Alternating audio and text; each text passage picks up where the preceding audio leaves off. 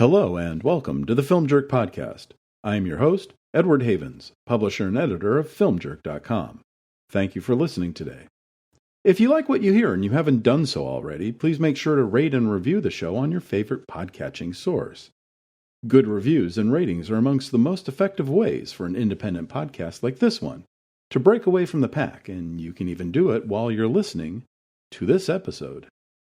On this episode, The Orphans Part 3, we'll be continuing with our ongoing series of orphan films, movies that were the sole release from their individual distributors. Our first film today takes us all the way back to the end of the 1970s. Disco was on its way out, and New Wave was becoming the new queen of the music scene. And in 1979, there were fewer big names in music than Deborah Harry. While many people in 1979 knew her for her songs like Heart of Glass and One Way or Another, Harry also had aspirations of becoming an actress. As we would see in the Blondie videos from the era, the camera loved her. She was beautiful and photogenic and charismatic. And yes, even at the age of 11, I had a mad crush on her. But one person who could see past the public sex symbol to the artist within her was painter and filmmaker Marcus Reichert. A graduate of the same school, the Rhode Island School of Design, where David Byrne and Chris Frantz would dream up the idea for Talking Heads, Reichert had just completed a short film produced by Mick Jagger of the Rolling Stones that they had wanted to make about French actor and theater director Antoine Artaud, when Reichert came up with the idea for the next movie he wanted to make, a crime mystery film based on the Cornell Woolrich short story Union City, The Corpse Next Door. Reichert would reset the timeline of the story from the 1930s setting of the original story to the mid-1950s, but he would keep the general storyline, which was about an accountant who becomes obsessed with who keeps drinking the bottles of milk that are normally left in front of his apartment every day. Despite the film's period setting and need for period-authentic clothing and vehicles, producer Ron Mutz and Graham Bellin worked with Reichert to come up with a budget of only $500,000. Initially, Mutz and Bellin had some trouble with funding the project, even with Deborah Harry attached to play the put-upon wife of the accountant, who was driven into the arms of another man because of her husband's preoccupations. The film would also feature Dennis Liscombe, who, despite being nearly 40 years old at the time, was making his film debut in the leading role, and Everett McGill, who would need to finish his role as the building manager who becomes Miss Harry's character's lover by a certain date because he was due in the Scottish Highlands for his role in Jean-Jacques Annaud's Quest for Fire. Reichert would also cast a young actress and singer in a small role that only appears at the end of the movie, who, soon after filming was completed, would go into the recording studio herself to record her first album.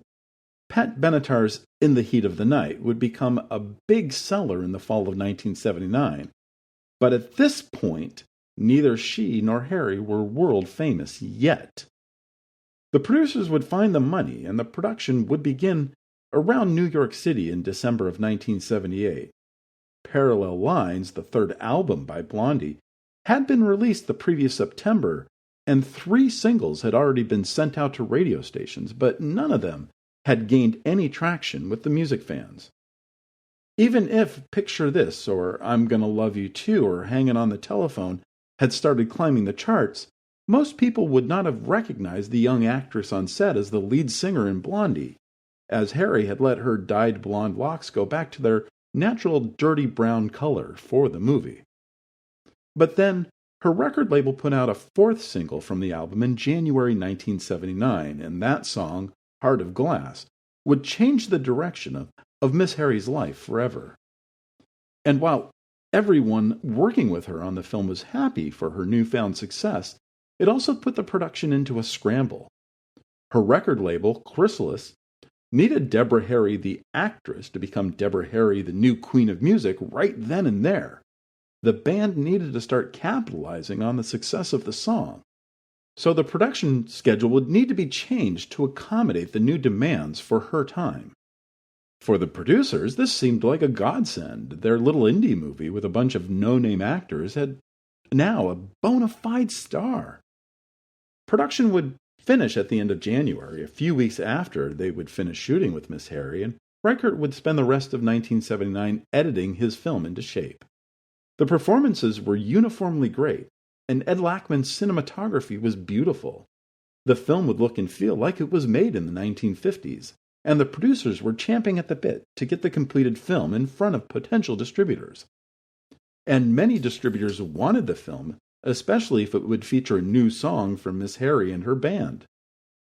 Chris Stein, the lead guitarist for Blondie and the life partner for Miss Harry at the time, had been signed to score the movie. But one of the provisions put upon the production before shooting began by Blondie's record label was that the movie could not feature a new song by the band. This would help the production get both Miss Harry and Mr. Stein at guild minimum rates, helping to keep the budget down, but would be a deal breaker for most distributors. One company who didn't flinch at not being able to market the film without a new Blondie song was United Artists, who was still one of the biggest film companies around at the time. They loved the movie, but they were concerned about the material being rated R. The producers, without telling their director, decided to recut the film in order to secure a PG rating because the PG-13 rating would not be created for another 4 years. But once that cut was delivered to United Artists, they would decide against picking up the film. The director would lobby the producers to put the excised footage back into the film, but Movie Lab, the company who had processed the original camera negatives, had misplaced and possibly mislabeled that footage. It would never be found. In early 1980, the producers would, in an attempt to try to lure a new distributor to the film, submit it to the Cannes Film Festival, which accepted it into its prestigious Director's Fortnight program. While a number of critics would praise the film when it premiered at the festival, the producers still could not secure any distribution deals, so they decided at the end of the festival that they would distribute the film themselves, at least until the success in theaters showed distributors what they were missing out on. So the production company, Kinesis Limited, would quote-unquote sell the film to a quote-unquote new distributor, Dalton Filmworks, and they would book the film at the 8th Street Playhouse in Lower Manhattan to open the film on September 26, 1980. The reviews for the film from the New York City press corps were pretty good. The Village Voice would call it one of the best independent films since Eraserhead, while the New York Times and the New York Post would both go all in on Miss Harry's acting. And according to Dalton's film's ad in the October 15, 1980 issue of Variety, the film had grossed $18,237 in its first week, which would have been a decent if unspectacular debut from a brand new distributor, their first time out of the gate. And in the second week, the film grossed another $15,000. But the film would only last one more week at the 8th Street Playhouse before it was bumped out for a special run of Wings, the silent Best Picture winner of 1927 with live music accompaniment. Strangely, especially for a film with not one but two major music stars in its cast, the movie would not play in another theater for 10 months, when Union City would make its Los Angeles debut at the Continental Theater in Hollywood and the Monica Fourplex in Santa Monica on Wednesday, August 5, 1981. The Los Angeles critics were just as kind to the film, and to Miss Harry's performance in particular, but just like in New York City the previous year, the film would disappear after only 3 weeks. Now, remember a few moments ago I mentioned that the band was contractually obligated to not do a song for the film? Ironically, Miss Harry actually wrote a song while shooting the movie, which was based on her experience acting in the film. The song, Union City Blue, would be recorded during the summer of 1979 and would appear on their album Eat to the Beat, released at the end of September 1979. The record label, which had prevented the band from doing a song for the movie, would release the song inspired by Miss Harry's experience working on the film as a single in late November 1979. It would not chart in the United States, but it would hit number 30 on the Hot Dance Music charts 15 years later, when Radiohead released their cover version of the song. The movie would be released on VHS tape by Columbia Pictures Home Entertainment in 1982, and on DVD by Fox Lorber Entertainment in 1998. But despite the fact that the film is now under contract to, of all companies, MGM United Artists, it's not available on any streaming format, or any other format for that matter. But you can find it on a very popular video website, at least in January 2022. Just Google Debbie Harry Union City movie and you should find it right away.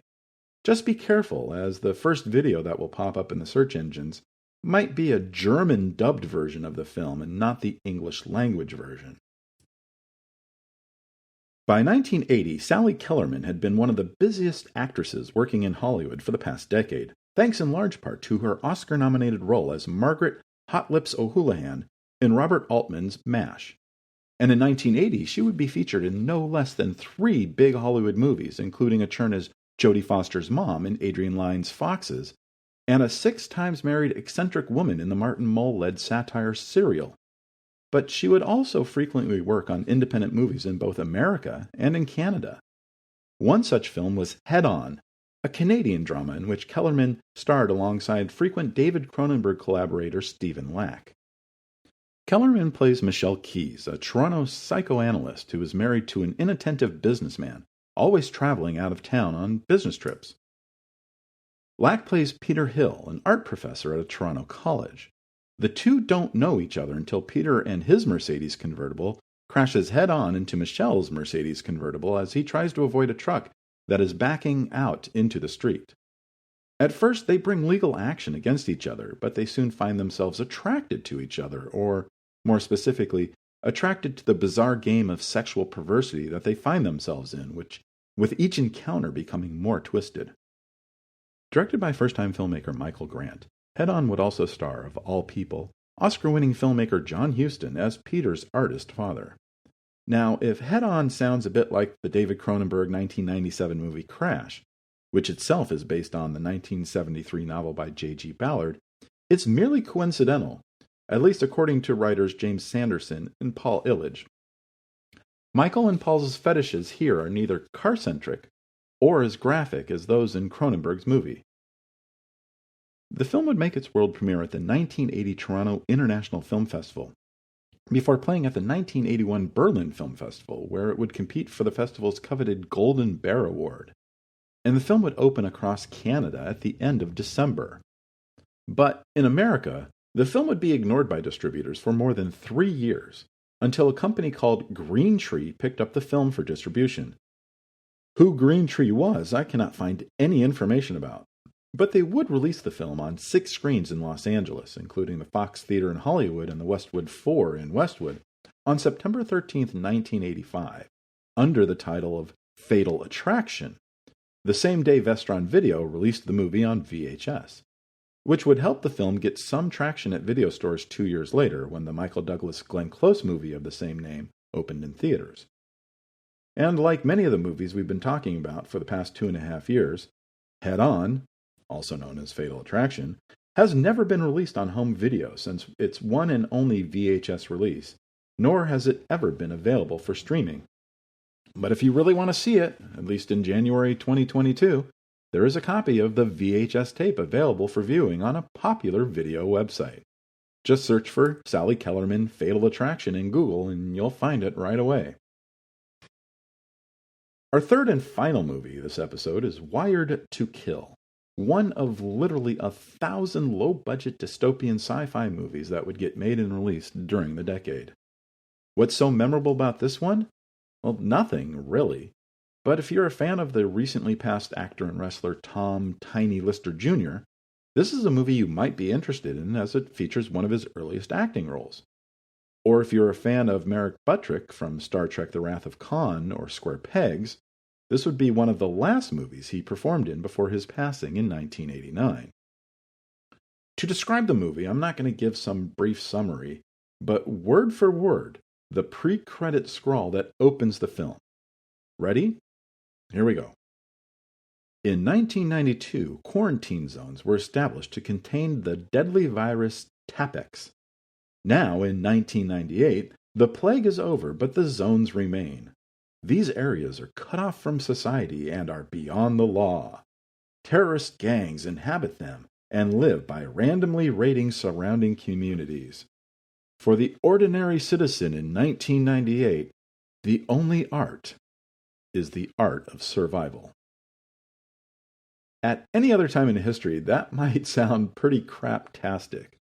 But in early 2022, that could just end up being our own future if things don't get better. But I digress. There isn't a whole lot of history available about Wired to Kill. The production shot in and around Fontana, California in the summer of 1985, hoping to cash in on the dystopian movie craze of the day. That the producers tried to sell it as some kind of Road Warrior clone when it had none of the qualities which made that film a global success is probably a good reason why it never sold to a legitimate distributor. Judging from the poster, which played up the non-existent Road Warrior content, or the newspaper key art, which just showed a bunch of the bad guys standing around doing nothing, you'd never know that there was a robot at the center of this movie, or how it's more of a Johnny Five from Short Circuit gone vigilante to avenge an attack on the robot nerd who built him and his granny by the psycho future gang. But lead actor Devin Holscher could never be anything close to Road Warrior-era Mel Gibson, and Merrick Buttrick is doing his best "I'm the son of James T. Kirk" impression that he should have left behind in Star Trek III. Lead actress Emily Longstreth is pretty, but mostly ineffective as the not-quite damsel in not-quite distress. A company called American Distribution Group would open Wired to Kill in 52 theaters and drive-ins in Southern California on November 14, 1986, and it would be gone from all of them by Thanksgiving just 2 weeks later. Film critic Michael Wilmington of the Los Angeles Times couldn't really be bothered to even come up with an actual review of the film, just a pithy 190-word summary of the plot, which finishes pointing out how director Frankie Schaeffer's artistic and intellectual pretensions tend to make the message of his movie even more unsavory. For lead actor Devin Holscher, this would be his only film appearance. After a TV movie called Independence in 1987, and an appearance on the popular CBS show Cagney and Lacey the same year, he would never be seen on screens again.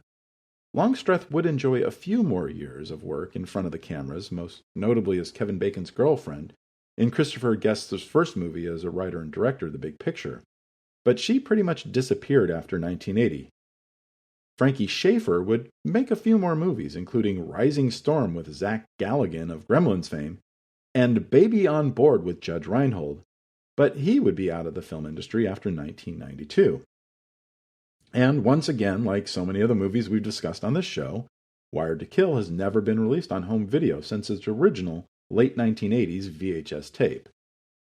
And, like so many of the other movies we've talked about, you can find a copy of that VHS tape online at a popular video site if you search for Wired to Kill 1986 movie in Google, or that other website's search bar. Thank you for joining us. We'll talk again in 2 weeks when episode 69, John Sayles in the 1980s, is released.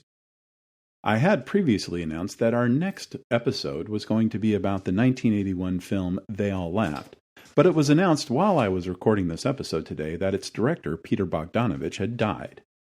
Rather than appear like I'm trying to capitalize on his passing, we're going to move that episode to later this year. Look for that episode this coming March. Remember to visit this episode's page on our website at filmjerk.com for extra materials about the movies we've covered this episode.